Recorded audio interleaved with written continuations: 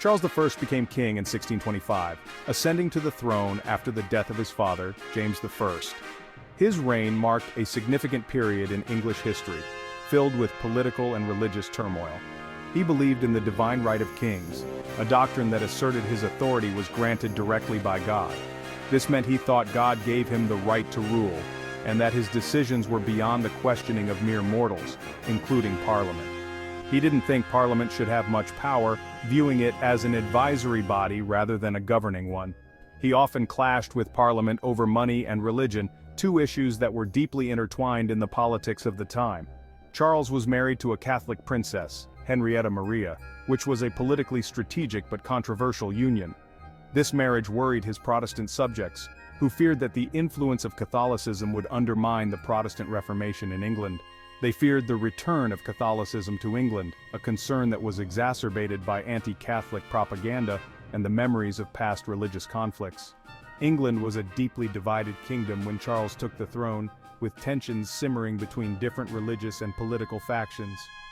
Charles faced a parliament split between those who supported the king and those who wanted more power for themselves, leading to a constant struggle for control. The king's supporters believed in the traditional authority of the monarchy, seeing it as a stabilizing force in a time of change. His opponents, many of whom were Puritan, wanted a greater say in government and religious matters, pushing for reforms that would limit the king's power. The stage was set for a clash of wills between the king and his people, a conflict that would eventually lead to civil war. Charles's belief in his divine right to rule made compromise difficult, as he saw any concession as a threat to his God-given authority. The young king was also a man of considerable personal charm, which he used to win over many of his subjects and allies. He was a patron of the arts, particularly painting, and a devoted husband and father, often commissioning works that depicted his family and his reign in a favorable light. He saw himself as a righteous defender of the true faith and the ancient traditions of England, believing that his role was to maintain the religious and social order. However, his stubborn nature and inability to fully grasp the changing political landscape would prove to be his undoing, as he failed to adapt to the demands of a more assertive parliament. The early years of Charles's reign were marked by growing tensions with Parliament, as both sides struggled for supremacy. Disputes over taxation and foreign policy fueled the animosity between the two sides, with Parliament increasingly challenging the king's decisions. The king's attempts to raise funds without Parliament's consent, such as the levying of ship money, were met with fierce resistance, as many saw these actions as overreach of royal authority. The seeds of rebellion were sown in these early confrontations, setting the stage for the eventual outbreak of the English Civil War, a conflict that would change the course of the nation's history. England in the early 17th century was not a unified nation. The landscape was dotted with small villages and towns, each with its own unique character and way of life. The countryside was a patchwork of fields and forests, a testament to the agrarian society that dominated the era. Religious differences ran deep, splitting the population. The Church of England, established by Henry VIII, was the official state religion, but it was far from universally accepted. Many people held on to older Catholic traditions, while others sought a more radical reformation. The official Church of England, headed by the monarch, faced opposition from Puritan reformers. These reformers were not content with the compromises made during the English Reformation. They believed that the Church of England retained too many elements of Catholicism, which they viewed as corrupt and idolatrous. Puritans wanted to purify the Church of its remaining Catholic rituals. They advocated for a return to what they saw as the simplicity and purity of early Christian worship. This included the elimination of elaborate ceremonies, the removal of religious images, and a greater emphasis on personal Bible study and moral discipline. They sought a simpler form of worship. Their services were austere, focusing on sermons and scripture rather than ritual. This simplicity extended to their daily lives, where they practiced modesty and piety, shunning the excesses they associated with the Catholic Church. This religious divide mirrored a growing political divide. The tension between the monarchy and Parliament was escalating, with each side vying for control. Parliament, representing the interests of the landowners and merchants, increasingly saw the king's policies as a threat to their power and prosperity. Many people, especially in Parliament, felt Charles was becoming too powerful.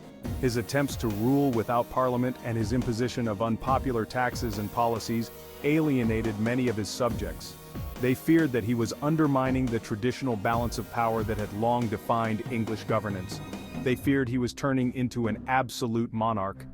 Charles's belief in the divine right of kings, the idea that he was answerable only to God, further fueled these fears. His actions seemed to confirm their worst suspicions, as he increasingly bypassed Parliament and ruled by royal decree. They wanted to limit his power and protect the rights of Parliament. This struggle for power was not just a political contest, it was a battle for the very soul of the nation. The outcome would determine whether England would be governed by the rule of law or by the whims of a single ruler. This difference in views about the role of the monarchy was at the heart of the conflict. The king saw himself as the ultimate authority, while Parliament believed that the people, through their elected representatives, should have a say in how they were governed. The struggle was not just about money or religion, it was about who held the ultimate power in England. It was a fundamental clash of ideologies, with each side convinced of the righteousness of their cause. This deep-seated conflict would eventually lead to a series of events that would change the course of English history. Adding to the turmoil was the 30 Years' War raging across Europe. This brutal conflict, which pitted Protestant and Catholic states against each other, had far-reaching consequences.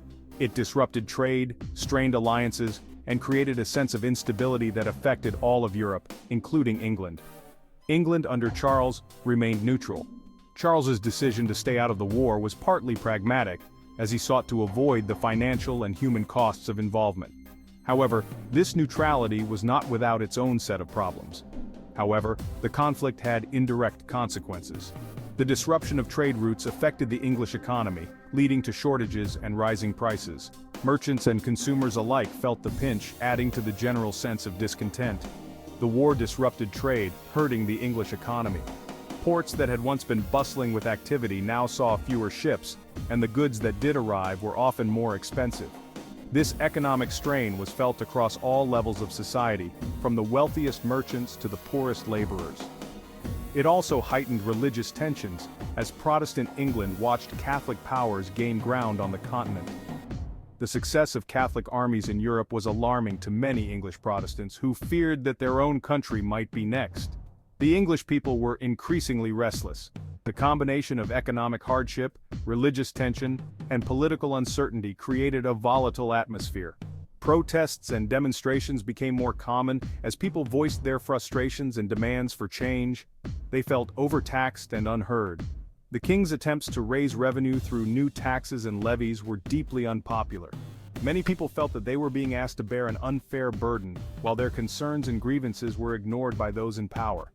The king seemed out of touch with their concerns. Charles's aloof and autocratic style of governance only served to widen the gap between him and his subjects. His refusal to compromise or listen to dissenting voices made him appear increasingly isolated and disconnected from the realities of everyday life. England was like a powder keg waiting for a spark. The tension was palpable, and it seemed only a matter of time before something would ignite the simmering discontent into open conflict.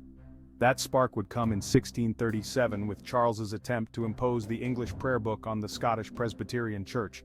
This move was seen as an attack on Scottish religious independence and provoked a fierce backlash. This act ignited the first of the bishops' wars, which in turn would push England closer to the brink of civil war. The conflict with Scotland was just the beginning of a series of events that would lead to a full-scale civil war, fundamentally reshaping the political and religious landscape of England.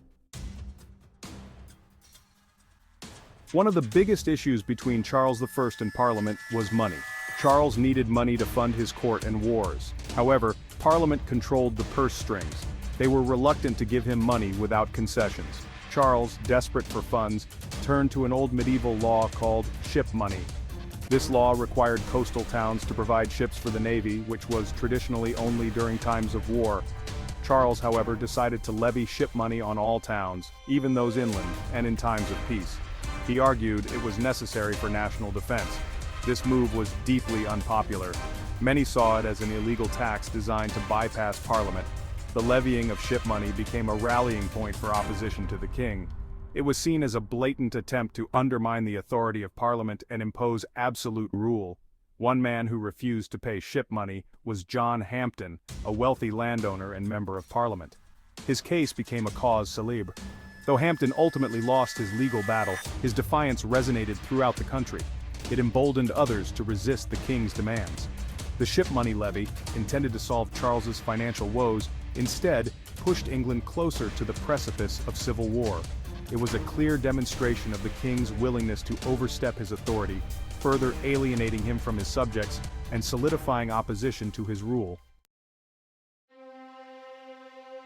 Religion was another major source of conflict between Charles I and Parliament. The religious landscape of England during this period was complex and fraught with tension. The English Reformation in the previous century had left the country religiously divided. The Reformation had dismantled the Catholic Church's dominance, but it had not created a unified Protestant front. While the Church of England was the established church, Puritanism, a reform movement within Protestantism, was gaining ground. Puritans sought to purify the church from within, advocating for a return to what they saw as a more biblical form of worship. Puritans believed the Church of England needed further reform. They were critical of the church's hierarchy and its retention of certain practices they deemed too similar to Catholicism.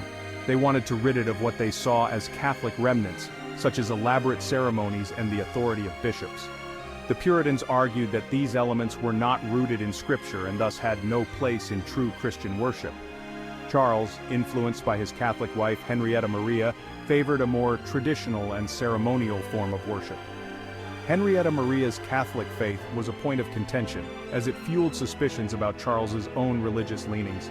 He opposed the Puritans' desire for a simpler, more scripture-based faith. Charles believed that the grandeur and ceremony of the church were essential to its authority and to the monarchy's divine right to rule. He saw them as a threat to his authority and the stability of the church.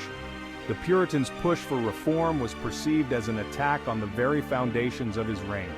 In an attempt to enforce religious uniformity, Charles appointed William Laud as Archbishop of Canterbury. Laud's appointment was a clear signal of Charles's commitment to a high church approach. Laud was a staunch supporter of the high church tradition and a fierce opponent of Puritanism. He believed in the importance of maintaining the church's traditional practices and hierarchy. He introduced a new prayer book that was more Catholic in tone, further alienating the Puritans. The new prayer book was seen as an attempt to reintroduce Catholic elements into the Church of England. Laud's actions were met with outrage by the Puritans.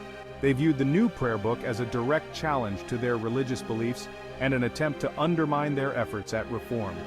They saw it as an attempt to stifle their faith and turn the clock back to Catholicism. The Puritans were determined to resist what they saw as a regression to pre-Reformation practices.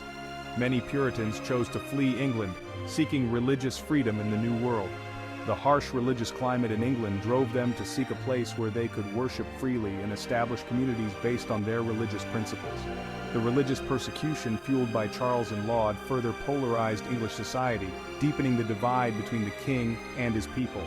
The conflict over religious practices was not just a matter of faith, but also a significant political issue. The struggle over religion became intertwined with the broader political struggle, as Puritans found common cause with those who opposed the king's absolutist tendencies. The religious and political conflicts of this period set the stage for the English Civil War, a conflict that would ultimately reshape the nation's future.